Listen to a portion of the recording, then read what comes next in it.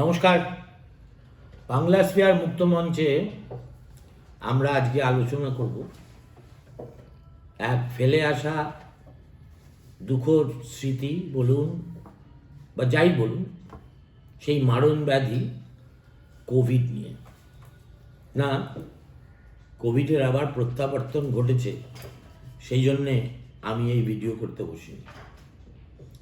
একটা খুব অভিনব ব্যাপার ভারতবর্ষে হতে চলেছে, যেটা আমার মনে হয়েছে যে এই উদ্যোগকে আমাদের সকলের সর্বাঙ্গীনভাবে সাহায্য করা উচিত। কোভিডে যারা মারা গেছেন তাদেরকে শুধুই মহামারীতে অসহায় মৃত বলে ভাবাটা ঠিক হবে না। আমরা আসলে সেইভাবে আমাদের কালেকটিভ স্মৃতি কী করে রক্ষা করতে হয়, তাতে ভারতীয়রা এমনিতেই দুর্বল। একটা উদ্যোগ শুরু হয়েছে, যার সূচনা আগামীকাল বিকেলে সম্ভবত মোহরকুঞ্জে হবে। সেটা হচ্ছে কোভিড শহীদ মেমোরিয়াল। এইরকম একটা ধারণা যারা ভেবেছেন এবং সেটাকে বাস্তবায়িত করার জন্য যাকে বলবো আমি কোভিড ওয়ারিয়ার তো ছিলেনই, একেবারে সর্বাগ্রে আছেন। এবং সাধারণত সমাজের কল্যাণে চিকিৎসকেরা যতটুকু করতে পারে বা করা সম্ভব, সব ক্ষেত্রেই যিনি পশ্চিমবঙ্গে একটা প্রাগ্রসর ভূমিকা পালন করেন। এবং আমি মনে করি অনুজ ডাক্তারদের কাছে তাঁরকে একটা আইডল হিসেবে দেখা উচিত আমার অত্যন্ত আপনজন ডক্টর অভিজিৎ চৌধুরী। অভিজিৎ, প্রথমে আমি জানতে চাই আগামীকাল কি হচ্ছে? আগামীকাল আমরা মোহরকুঞ্জে বিকেল 5টার সময় একটা কোভিড জাতীয় শহীদ স্মারক সম্মিলন, আমি সম্মিলন বলছি কারণ আমরা সেখানে আহ্বান জানিয়েছি আসতে।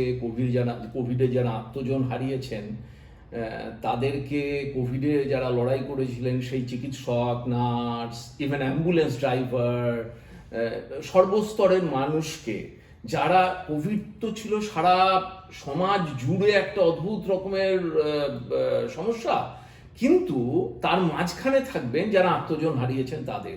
আমরা একটা কোভিড শহীদ স্মারক তৈরি করছি, যদিও মোহরকুঞ্জে সেটা সিম্বলিক হবে, এবং আমরা সেখানে মূলত আমরা ফুল দেব। সেই ফুল, যে ফুল থেকে আমরা তাদের বঞ্চিত করেছি। সুমনদা, এই জিনিসটা আমাদের প্রত্যেকের মাথায় রাখা দরকার। কোভিডের চলে যাওয়াটা শুধু অসহায়ভাবে চলে যাওয়া নয়। মানে আমাকে যদি তুমি জিজ্ঞেস করো তাহলে মানে মানুষ মরে গিয়েও ব্রাত্য হয়েছিল। অ্যাবসলিউটলি, তুমি you are deprived of the primary right, যে তোমার বুকের উপর তোমার আত্মজন শেষ অশ্রুটুকু পাত করবে, তুমি সেই রাইট পাওনি। তুমি বঞ্চিত হয়েছো বিজ্ঞানের নানান এতে অ্যাডভাইসে, তুমি বঞ্চিত হয়েছো যে তোমার মানে সেই যিনি চলে যাচ্ছেন তার আত্মজন অন্তত একটু ফুল দেবেন। এবং সব থেকে যেটা দুঃখে, তারা দেখতেই পাননি। তারা অ্যাম্বুলেন্সে চেপে বাড়ির থেকে বেরিয়েছেন এবং তারপরে হাওয়া হয়ে গেছেন, এবং বাড়ির লোক খবর পেয়েছেন, বাড়ি থেকে হাসপাতালে গেছেন আর ফেরেননি। না না, যেন মানে হারানো না, প্রাপ্তি নিরুদ্দেশের মতো। একদম একদম। আমারই খুব ছোটবেলার বন্ধু, একসঙ্গে লেখাপড়া করেছি, তপতি গোটাগুতা। তপতির হাজব্যান্ড আমাদেরও মাস্টারমশাই ছিলেন এম এ ক্লাসে, হারি বাসুদেব। হারির মৃত্যু মানে আমাদের সবাইকে একটা শুধু স্তম্ভিত করে দিয়েছিল তাই নয়, কারণ he was a man of robust health. আমাকে তপতি এখন বলল ওর শরীরটা খারাপ লাগছিল, জ্বর লাগছিল বলে ও নিজেই গাড়ি চালিয়ে ওইখানে সল্ট লেকের অ্যামলিতে গিয়ে বললো আমি একটু পরে আসছি বলে ভিতরে ঢুকলো, আর সেলোফেনে মুড়ে কোথায় তাকে নিয়ে যাও সেটা দেখার জন্য হরির একটি সাহসী ছাত্র বহু দূর থেকে তাকে গুড বাই বলা ছাড়া কিছু বলতে পারো। এক্স্যাক্টলি তুমি এটাই তো বলছো। রাইট হ্যাঁ। রাইট। এই যে আমার মনে হয় এটা আমাদের সামাজিক ব্যর্থতা, এটা আমাদের সামাজিক অশ্রদ্ধা, এর জন্য তুমি আমি সবাই দায়ী। হ্যাঁ। এবং এই জায়গাটাকে কোথাও যেন আমাদের মাথা নত করে দাও হে তোমার চরণ ধুলার পরে এই গান গাইতে গাইতেই হোক বা যেভাবেই হোক, আমাদেরকে দাঁড়িয়ে যেন কোথাও একটা বলা দরকার যে আমরা যেটা তাদেরকে বঞ্চিত করেছি, ফুলের থেকে বঞ্চিত করেছি, তাদেরকে মিনিমাম যে ক্যান্ডেল, সেই ক্যান্ডেল লাইট থেকে বঞ্চিত করেছি। যারা সংস্কারে বিশ্বাস করেন তারা সংস্কার থেকে বঞ্চিত করেছে। অ্যাবসলিউটলি। তো এই যে সামগ্রিক সামাজিক বৈজ্ঞানিক, কারণ তুমি যদি আবার উল্টো দিকটা দেখো, চিকিৎসক হিসেবে বলবো, যত ওষুধ কোভিডের সময় ব্যবহৃত হয়েছিল, আমি ওর মধ্যে পরে আসছি, হ্যাঁ, এই স্মারকটা হবে কোথায়? এই স্মারকটা এখন তো virtual national Covid Memorial .in এইখানেই আছে। তো কি আরেকবার বল আমাদের। National Covid Memorial .in। আচ্ছা, ভারতবর্ষে কোভিডে মৃতের সঠিক সংখ্যা কত? ভয়ঙ্কর কন্ট্রোভার্সিয়াল কোশ্চেন, কারণ এই একই প্রশ্নে দাঁড়িয়ে কুসুমন্দা সরকার বলেছে যে সংখ্যা দিয়েছে তাতে 8 লক্ষের মতন, অর্থাৎ 1 মিলিয়ন তুমি ধরতেই পারো, কিন্তু অন্যান্য ফিগার বলছে অনেক বেশি। সেই নিয়ে বিতর্ক হয়েছে, সরকার বিরোধীদের গাল দিয়েছে, বিজ্ঞানীদেরও গাল দিয়েছে, এইসব হয়েছে। কিন্তু এটা কি, এই কনফিউশনটা কি শুধু ভারতবর্ষের একার? না, সারা পৃথিবী জুড়ে। হ্যাঁ। সারা পৃথিবী জুড়ে কোভিডে কতজন মারা গেছেন তার কোনো পরিষ্কার চিত্র নেই। পশ্চিমবঙ্গেও তাই। পশ্চিমবঙ্গে অফিসিয়াল ডেথ ফিগার হচ্ছে 25,000 মতন। তো কিন্তু আসলে গ্রামে যদিও কোভিড ডেথ অনেক কম হয়েছে, কিন্তু কোভিড ডেথের সঠিক ফিগার আমাদের দেশে এমনিতেই ফিগার রাখার জায়গাটা কম। কিন্তু তা সত্ত্বেও দাঁড়িয়েও কোভিডে আসলে জানো তো, কোভিডে যেটা সমস্যা হয়ে দাঁড়িয়েছিল, রাজনীতিবিদরা কোভিডটাকে ভাবতে শুরু করেছিলেন তাদের ব্যর্থতার একটা অদ্ভুত রকমের নিদর্শন হিসেবে। কিছুতেই সারা ভারতের কোনো রাজনীতিবিদ যারা সব থেকে ভালো করে কোভিড ম্যানেজ করেছেন, আমি তোমাকে বলছি, যদি আমরা কেরলের কথাই ধরি, তারা খুব নাকি ট্রান্সপারেন্ট অ্যান্ড অল দিস। তো আমি কেরলে গিয়ে শিখতে চেয়েছিলাম সে সময়ে, যে আমার মনে হয়েছিল যে how they are fighting Covid with people. I was not given the permission. So it was like everybody. Who denied you the permission? The government denied permission. This government? No. Kerala government. Why? No, why? No answer to my emails. I sent several emails to give me the permission to come over to Kerala. I told that I am a social activist, I'm a doctor, I want to learn how you fought COVID. Because I'm writing to you because you fought COVID best, the globe is telling. So the communists can be chicken-hearted. It pains me to swallow this, To acknowledge this? to acknowledge this. Being a... but আমার এখন 65 বছর বয়স। 65 বছর বয়সে আমি যে অনুভূতিতে পৌঁছেছি, সে অনুভূতি হচ্ছে হিউম্যান বিংস আর ডাইকোটোমাস অর ট্রাইকোটোমাস। ভালো মানুষ আর খারাপ মানুষ সমস্ত রাজনৈতিক প্ল্যাটফর্মে ছড়িয়ে থাকে। আমি এখনো বিশ্বাস করি যে ভালো মানুষ কমিউনিস্টদের মধ্যে বেশি থাকে, এবং তার জন্যই থাকতো, আমার মনে হয় থাকে। এই জায়গাটায় তোমার সঙ্গে আমার ডিফারেন্স হবে, কিন্তু স্টিল আই বিলিভ যে কমিউনিস্টদের মধ্যে ভালো মানুষ। ওকে, নাও কামিং ব্যাক, শহীদ শব্দটা আমরা খুব হয় লুজলি ব্যবহার করি, না হয় এমন কিছু মানুষের ক্ষেত্রে ব্যবহার করি যারা সত্যি ডিজার্ভ করেন তারা, যারা শত্রুর সঙ্গে লড়ে মৃত্যুবরণ করেন, তারা শহীদ হন। সেই লড়াইটা কখনো সীমান্তে হতে পারে, কখনো দেশের ভিতরে সন্ত্রাসবাদীদের বিরুদ্ধে হতে পারে। আরেকটা শহীদ আছে আমার ধারণা, যার বহুল অপব্যবহারের ফলে শহীদের শহীদত্ব খুব, তার মর্যাদা ক্ষুণ্ণ হয়েছে। সেটা হচ্ছে পলিটিক্যাল ওয়ার্কাররা যখন মারা যায় তখন তাদের গায়ে একটা শহীদের তকমা লাগিয়ে দেওয়া হয়, যে তকমাটা একসময় ইংরেজ বিরোধী আন্দোলনে বা যোগদানকারী আমাদের বিপ্লবী বলো বা বিপ্লবী না যাই হোক, তাদের যখন মৃত্যু হতো সেটা তারা শহীদ। আজকে যতীন দাস শহীদ। কিন্তু আমি কারোর মৃত্যুকে নিয়ে ছেলে খেলা করছি না, কিন্তু ওই তোমার যদি সোনারপুরে একটা XYZ যে কোনো দলেরই কর্মী মারা যায়, তাকে চট করে শহীদ বলাটা একটু অন্যরকম। অতএব যারা সন্দিগ্ধ মনা, যারা ছুঁত মারবো ধরা ছাড়া আর জীবনে কিছু করতে পারে না, তারা বলবে হঠাৎ মহামারীতে মৃত মানুষকে শহীদের মর্যাদা দেব কেন? এই প্রশ্নটা এই জন্যে আসছে যে আমরা তো পশ্চিমবঙ্গে বাঙালি মন্বন্তরে মরিনি, আমরা মারি নিয়ে ঘর করি। তাহলে মন্বন্তরে যারা মারা গেছে না খেতে পেয়ে, এবং সেই যে তৃষ্ণাবলী আমরা কলকাতা এবং গ্রামাঞ্চলে দেখেছি, which was a man made famine by Winston Churchill, তাদেরও একই মর্যাদা প্রাপ্য। Absolutely, I don't deny that. এবং হয় যে 43-এর মন্বন্তরে আমরা যেভাবে তাদের স্মৃতির প্রতি অশ্রদ্ধা জানিয়েছি সেটাও সঠিক নয়, কিন্তু আমার মনে হয় যে আমাদের সেই জন্য একবার ভুল করেছি তার জন্য বারবার ভুল করব, এই ভাবনাটা তো ঠিক নয়। কিরকম সাড়া পাচ্ছ? ভালো ভালো। আসলে কি দুঃখটা জানো তো মানুষের, তুমি যদি নাই জানো যে এই শোক কোন ঠিকানায় করা নেড়েছে, রাইট, তাহলে তো মানে নেটওয়ার্কিং করাটাও খুব প্রবলেম। না, এবার এই জন্য আমরা প্রতিটা রাজ্যে, দেশের প্রতিটা সরকারকে চিঠি দিয়েছিলাম, RTI করেছিলাম আমাদের সংগঠনের পক্ষ থেকে, ন্যাশনাল কোভিড মেমোরিয়াল থেকে। তো সেই সংগঠনে আছেন কারা? সেই সংগঠনে ট্রাস্টে আছি আমি, পার্থ মুখার্জি বলে আমার কলিগ, সত্যরূপ সিদ্ধান্ত, এরকম কয়েকজন, তপতি। এটা কি অল ইন্ডিয়া লেভেলে হচ্ছে? অল ইন্ডিয়া লেভেলে করবো, কারণ আর কেউ করছে না, দুর্ভাগ্য এটা। বাংলা থেকে শুরু হোক। বাংলা থেকে শুরু হোক। বাংলা থেকে হবে না কেন? সবকিছু দিল্লি থেকে হতে হবে না না। তো সমস্যাটা সেটাই। এবার হচ্ছে দুর্ভাগ্যের কোথায় কি জানো, এক্সেপ্ট একটা স্টেট গভর্নমেন্ট, গোয়া দমন দিউ গভর্নমেন্ট, কেউ লিস্ট অফ কোভিড ডিসিজড এর নাম আমাদের দেয়নি বাই 3 RTIs।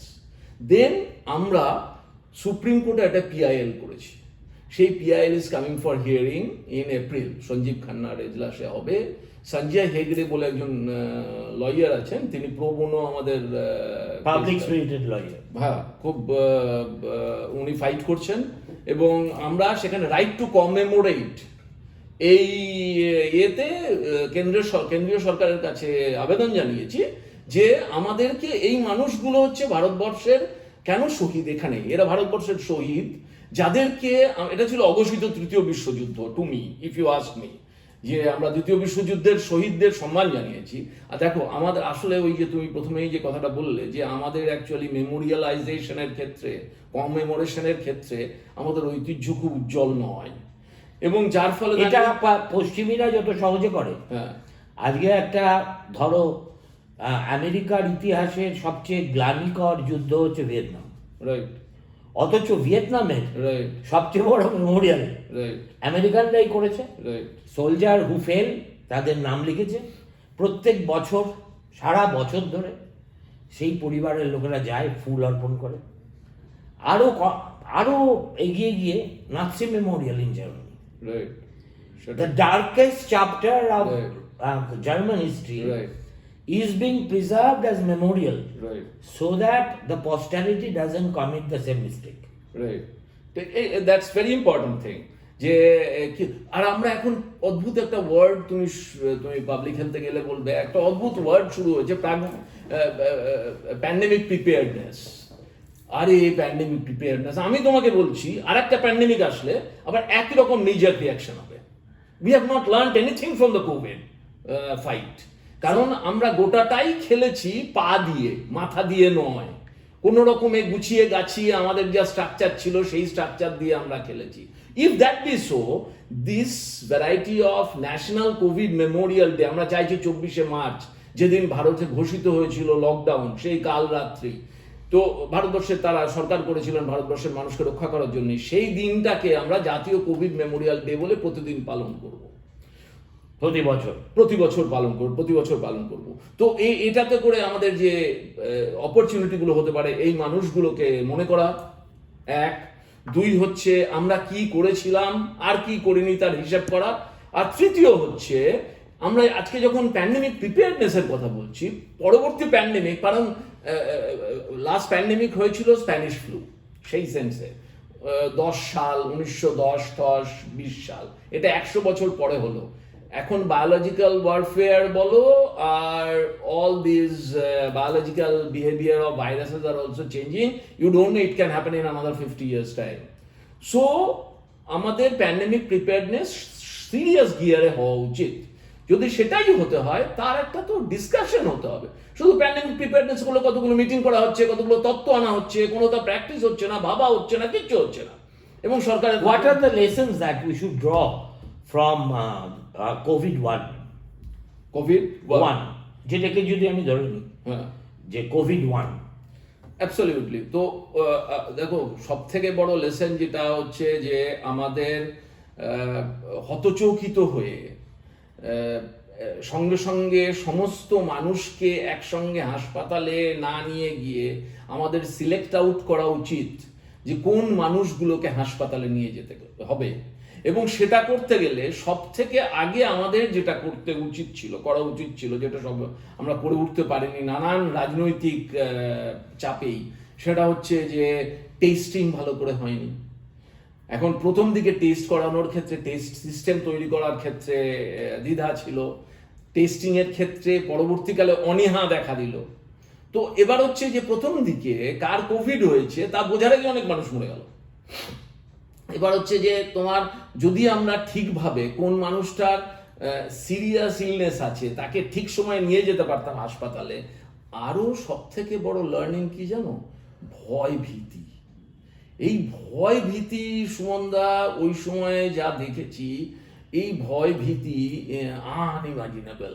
মানে এটা সবসময় পাবলিক মিডিয়াতে কথাও বলা যায় না, বাট সমস্ত লেভেলে আমাদের নিজেদের মধ্যে, ওয়ার্কারদের মধ্যে কোভিডের আক্রান্তকে দেখলে আমরা আঁতকে উঠতাম। যদিও ডাক্তাররা ট্রিমেন্ডাস ফাইট করেছেন, কিন্তু প্রতিটা অস্ট্রাসাইজেশন যেভাবে কোভিডের বাড়িগুলোকে, আমরা শিলিগুড়িতে গেলাম কোভিডের ফাইট করতে, গিয়ে দেখলাম যে কোভিডে একটা বাড়ির 2 জন মারা গেছে, আর সেই বাড়ির যে মহিলা তিনি রেলে গিয়ে ঝাঁপ দিতে গেছেন।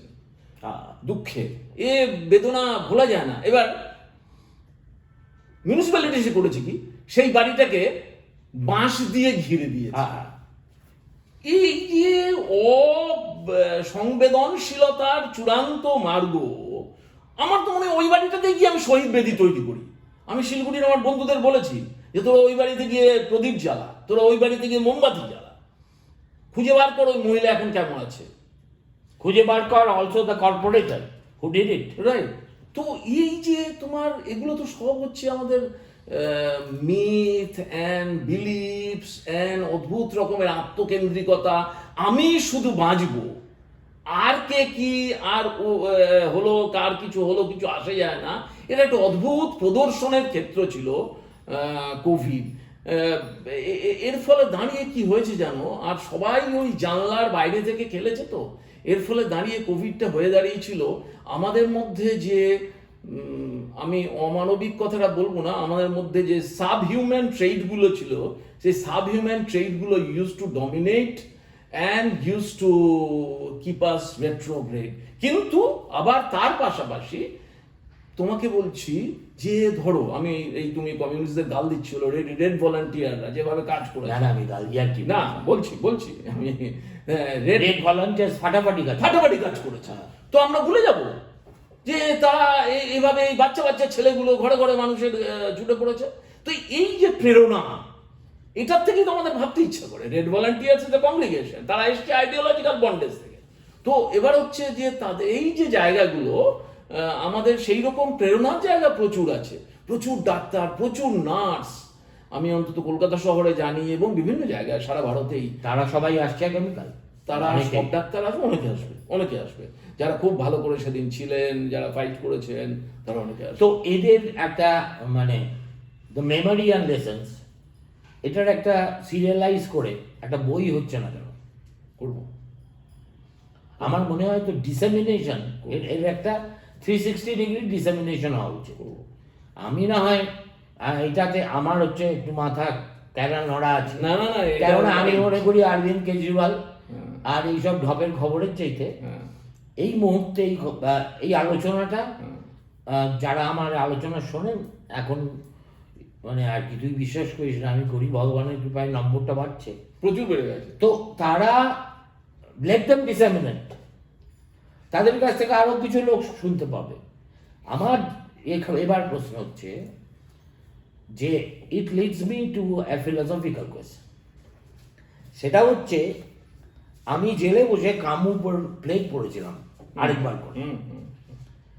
সেই প্লেগে যে ডাক্তার চরিত্রটি ডক্টর উইকস, এবং তিনি সারাক্ষণ ঘুরে ঘুরে ঘুরে ঘুরে ঘুরে ঘুরে মানুষের সেবা করলেন, এবং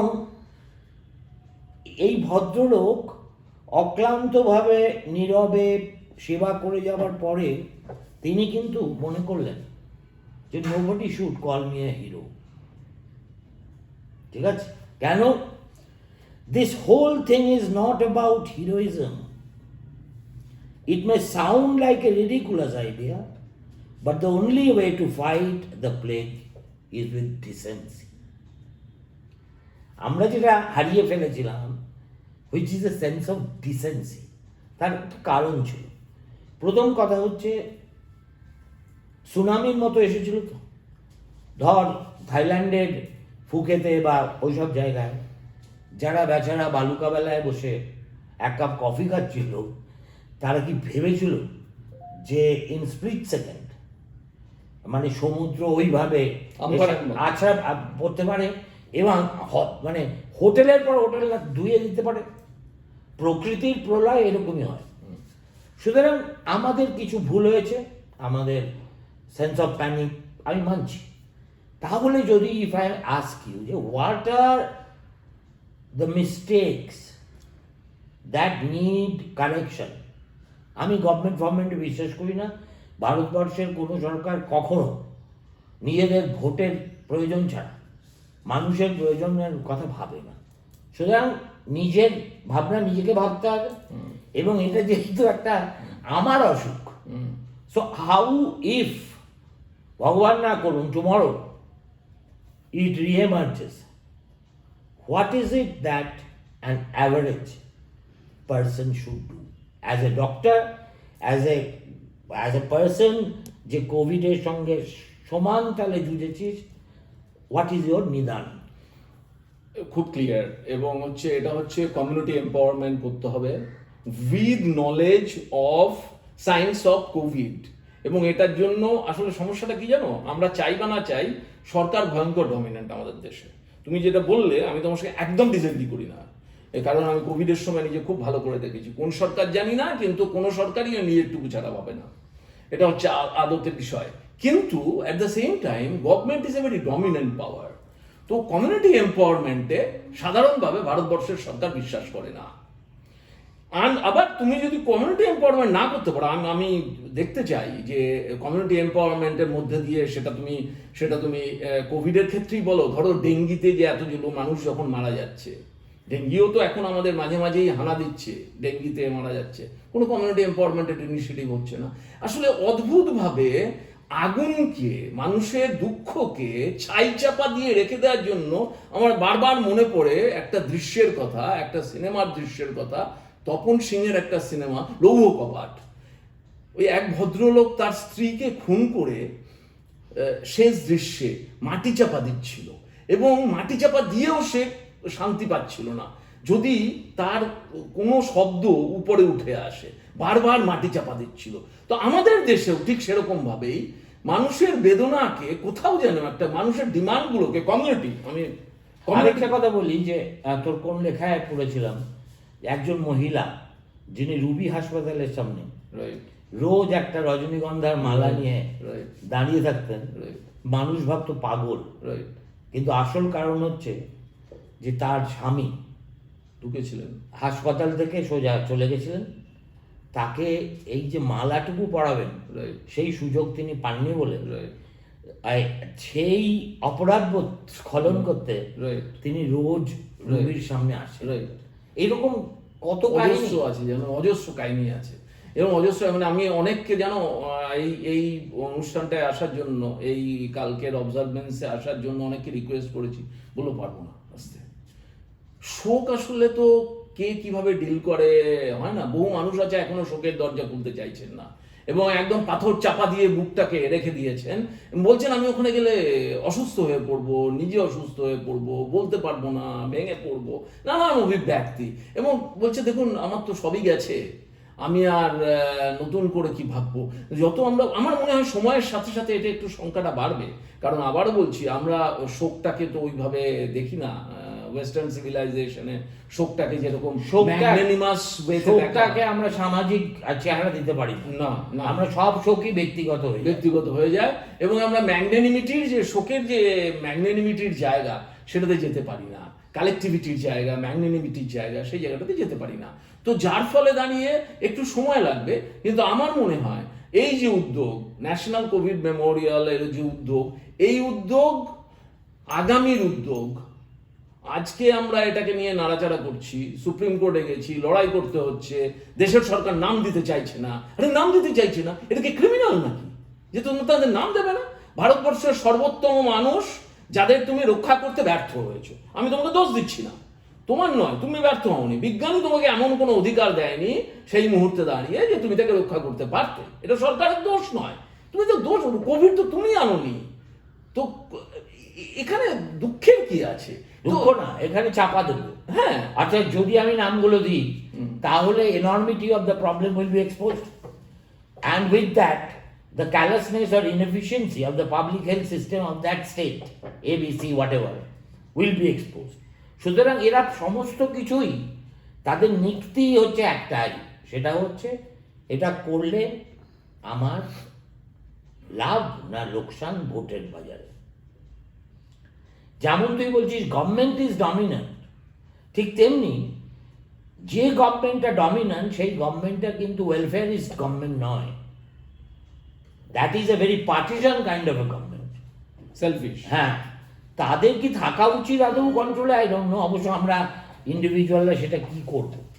তো পশ্চিমবঙ্গ থেকে যে যাত্রা শুরুটা হবে সেটা কিভাবে কিভাবে এগোবে আমি যদি জানতে চাই, you have built a site, right, সেই সাইটটার নাম হচ্ছে ন্যাশনাল কোভিড মেমোরিয়াল .in। যে কেউ ওখানে গেলে সাবমিট এ মেমোরিয়াল ওকে বলে একটা আছে, জায়গা আছে, সেখানে গিয়ে একটা নিবেদন দিতে হবে, আমার আত্মজীবনের সম্পর্কে কিছু লাইন, একটা ছবি দিতে হবে, আর কিচ্ছু লাগবে না, যেরকম মানুষ করে, এবং আমরা চাই তারা প্রতি বছর আসুক ফিরে ওই মেমোরিয়ালে। এটা এক। এবং আমরা যেটা ভেবেছি জানো, আমি একটু আগে আসার আগে, তোমার এখানে আসার আগেই কথা হচ্ছিল, সম্ভবত কালকে আরো কয়েক জায়গায় এটা পালিত হবে, ভূপালে তো হবেই। ভূপাল গ্যাস ভিকটিমদের যে অর্গানাইজেশন আছে তারাও এটাকে খুব ভালোভাবে গ্রহণ করেছেন, এবং তারাও এটাকে পালন করবেন বলে আমাকে প্রিলিমিনারি সংবাদ দিয়েছে।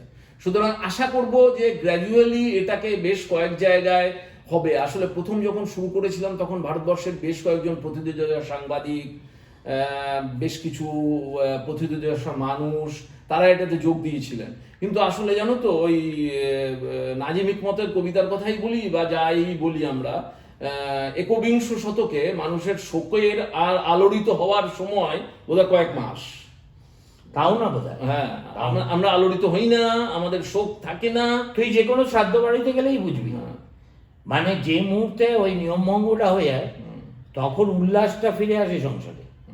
যে মানুষটা গেল তার স্মৃতি নিয়ে কেউ ভাবনা চিন্তাই করে না। এখন ব্যাপার হচ্ছে যে, মানে আমি বারবার কামুতে ফিরে আসছি, কামু বলছে যে life at the end of the day is a hospice, never a hospital. আর তার সঙ্গে এটাও বলছেন যে দেখো, যে আমরা যে বেঁচে থাকি, being alive always was and will always remain an emergency. It is truly an inescapable underlying condition. অর্থাৎ আমরা যদি জীবনের দর্শনটাকে এইভাবে নিই যে আমি যে বেঁচে আছি, যে দেববুদ্ধি যারা বিশ্বাস করে সে ভাববে ভগবান বাঁচিয়ে রেখেছে, যে একটু দার্শনিক সুলভ আচরণ করবে সে বলবে যে আমার এই আজকে আরেকটা দিন আমার পরমায়ু বাড়লো, that is enough, tomorrow I may not live. এই দর্শনটা, এটা অবশ্য কামুর দর্শন, এটাকে আমি বলছি না যে করা যেতে পারে, সুতরাং করা যেতে পারে, কিন্তু কোভিড যেন তো এত বাচ্চা বাচ্চা মানুষকে কেড়ে নিয়ে চলে গেছে না, যে মনে হয় যে এই মানুষগুলোর বোধহয় আরো অনেক পৃথিবীকে দেয়ার ছিল। মানে বিশ্বাস করো, আরে আমারই পেশায় আমার স্ত্রী মারা যাচ্ছিল, আমি জেলবন্দি অ্যাপোলো হাসপাতালে আছি, আমার স্ত্রী আমার ঘরে ছিলেন, তার কোভিড হলো, এবং অদ্ভুত ব্যাপার যখন টেস্ট হলো she was proved positive, I was proved negative, having spent our days and nights together in the same room. তারপরে তো আমার থেকে সরে নিয়ে গিয়ে একটা কলিঙ্গ কি একটা হাসপাতাল আছে, তো I know what it was, মানে দোজ হ্যাভেনিং moments, Right. and I employed all my resources that I had in my command. এমনকি আমার প্রিয়তম কিন্তু তোমার অ্যাংজাইটি রিলিভ করার কোনো রিসোর্স প্রিয়তম ডাক্তার, মানে সে বলেছিল তুমি ঈশ্বরের নাম জপো, ঠিক ঠিক আছে। তো যাই হোক, my wife has come back, but she is even today some of the symptoms that she faces could be Covid related Covid related and is যেটাকে এখন আমেরিকানরা ফ্যাশনেবল হয়ে বলছে লং কোভিড। তো কোভিড এখনো, কোভিড হয়তো ভাইরাসটা গেছে, কিন্তু ভাইরাস যে ক্ষতি করে দিয়ে গেছে তার কিছুটা হচ্ছে short term, the lucky could escape, আরেকটা হচ্ছে লং টার্ম। লং টার্মের ভিকটিমরা কি সাফার করছে এইটা এখনো পরিষ্কার হয়নি সুমনদা। বেশ কিছু মানুষ, প্রথম কথা হচ্ছে কোভিডের লং টার্ম ইম্প্যাক্টের মধ্যে ওয়ান অফ দ্য গুরুত্বপূর্ণ, ভীষণ গুরুত্বপূর্ণ ইম্প্যাক্ট হচ্ছে emotional instability, turbulence and all. ধরো এই যে চারিদিকে সারা পৃথিবীতে লকডাউন হয়েছে, মানুষগুলো ঘরের মধ্যে বন্দি থেকেছে, এমনিতেই ওয়েস্টার্ন ওয়ার্ল্ডে এবং আমাদের দেশেও সেই সময় সবাই একাকিত্বে ভুগত। তো এর ফলে যে একটা অদ্ভুত রকমের এবং ফিয়ারের মধ্যে চারিদিকে আমি বেরোলেই মারা যাব, যার ফলে দাঁড়িয়ে ফিয়ার সাইকোসিস থেকে একটা পেরেনিয়াল ইমোশনাল ট্রমা হয়। সুতরাং ইমোশনাল ইম্প্যাক্ট মেন্টাল হেলথ ইম্প্যাক্টের থেকে বড় কোনো ইম্প্যাক্ট হয়নি যারা বেঁচে গেছেন তাদের উপরে, এক নম্বর। দু নম্বর হচ্ছে এটা ভাবা হচ্ছে যে cardiac disease and other neurological disorders have also increased. এগুলো আরও গবেষণার মধ্যে দিয়ে বেরিয়ে আসবে, কারণ কোভিড তো ছিল হচ্ছে একটা ডিজিজ, যে ডিজিজটা হচ্ছে আমাদের রক্তের যে কি বলবো আমরা ভাস্কুলাইটিস বলি, তো রক্তের যে ভেতরের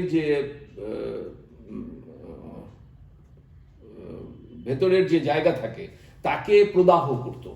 তো সেইটার লং টার্ম ইম্প্যাক্টটা হয়তো অনেকের ক্ষেত্রে, কারণ অনেকে দেখাচ্ছে, গুরুত্বপূর্ণ হচ্ছে যে কোভিড থেকে প্রিম্যাচিওর ডেথ পরবর্তীকালে হচ্ছে কিনা। সো এইগুলো সব গবেষণার মধ্যে দিয়ে বেরিয়ে আসবে। সো খুব ক্লিয়ার যে Covid has made us more intolerant, possibly emotionally লেবাইল।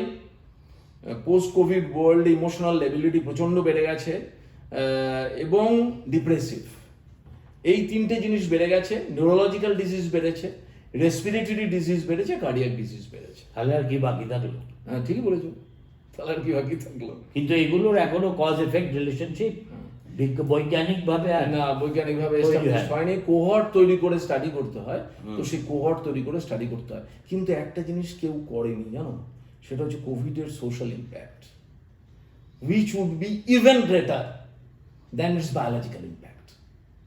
কোভিডের জন্য কত ফ্যামিলি ধ্বংস হয়ে গেছে, কোভিডের সোশিও ইকোনমিক ইকোনমিক ইম্প্যাক্ট। কোভিডের জন্য কত ফ্রিঞ্জেস ফ্যামিলি যারা আর্নিং ছিল তারা একদম নুয়ে পড়েছে। এইটা আরেকটা মস্ত বড় ভুল আমরা করেছি, এবং ইন হাইন্ডসাইট আমার মনে হয়, কারণ আমার 12বার টেস্ট করেছি Covid, 12 times. You will be surprise to know every time it came negative. জানি না আমার কি ইমিউনিটি আছে, ঈশ্বর তো কিছু কিছু দেয়, সবই একদম কেড়ে নেয় তা না। যেটা আমি দেখেছিলাম সেটা হচ্ছে একটা all round medical dishonesty, as you have rightly pointed out in one of your articles. আমি পড়েছি, আমি একবার বন্ধ দিয়ে পড়লে সেটা মাথায় রাখি। তুই বলেছিলি, লিখেছিস যে কোভিডে 2টো ওষুধ ছিল, একটা অক্সিজেন, আরেকটা স্টেরয়েড। হ্যাঁ, বাকি সব অল রেস্ট ওয়্যার বুঝরুকি, প্যালিয়েটিভ, মানে প্যালিয়েটিভ না, ওই দাম দিয়ে কোনো প্যালিয়েশন হয় দাদা? ঠিক আছে, এই যে একের পর এক ক্লোরোকুইন খাও, একবার একটা ঢেউ এলো, তারপরে রেমডেসিভির বলে না কি একটা এলো, ডক্সিসাইক্লিন খাও, এক একটা ইয়েতে এত বড় বড় করে সব দেওয়া শুরু হলো। Should the medical fraternity also learn this lesson? কেননা ওষুধের ব্যবসা করে যারা খায় এবং ইলেকট্রাল বন্ডে অনেক টাকা দেয়, তারা কিন্তু এবার শকুনের মতো তারা ওত পেতে থাকে যে কখন এরকম একটা হলে যে মেখে। But what about doctors? Doctor electoral বন্ডের নাম আসেনি এখনো না, কিন্তু তারা তারা যে এইসব করেছিল, এটা ডক্টররা এখানে জানো তো অনেকটা ছিল ইনোসেন্ট বাইস্ট্যান্ডার রিসিপিয়েন্ট এই ক্ষেত্রেটা অন্তত। কারণ হচ্ছে রুগীরা আগে ডাক্তাররা নিজেরা, the lessons you have drawn from this Covid, তার একটা কর্মশালা কেন হবে না?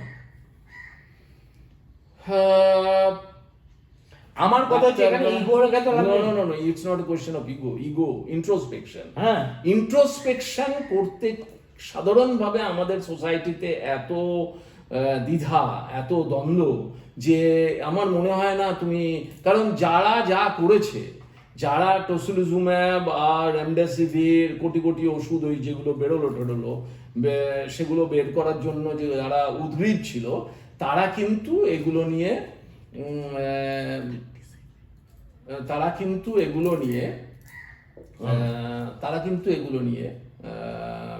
স্বীকার করবে না তারা। এবং কিছু চিকিৎসক, কিছু হাসপাতাল, এটাই হচ্ছে মুশকিল।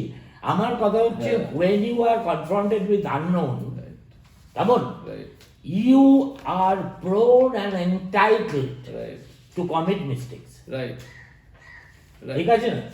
যে কারণে আমরা বলি যে first time it is tragedy, but second time will be farce.